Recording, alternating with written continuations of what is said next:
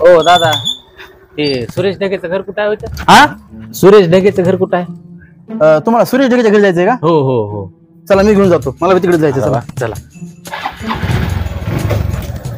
तुमच्या ओळखीचे आहेत का? लय जवळचे, चला तुम्ही. बरं. हं.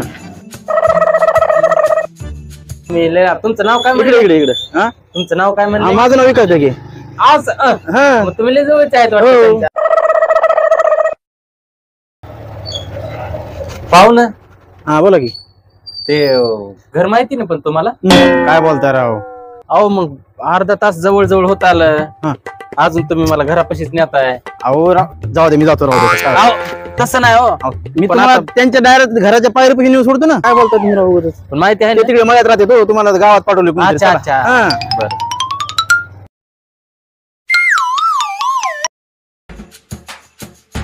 अहो पण थांबा थांबा थांबा थांबा. हो, काय झालं? आलं काय? हा मला 1 तास लागलो बाबा. अहो मी काय म्हणलो होतो, मळ्यात घर आहे ना, घर मळ्यात आहे. हा चला येऊ का? ओ कुठं? हे सुरेश ढगेचं घर आहे का? नाही नाही, हे माझं घर आहे. चला. आणि मग सुरेश ढगे सुरेश ढगेचं घर? सुरेश ढगेचं घर तुम्ही मला पहिल्यांदा विचारलं होतं का सुरेश ढगेचं घर कुठे आहे? मी तिथे बसलेलो होतो. तेच सुरेश ढगेचं घर आहे. थँक्यू.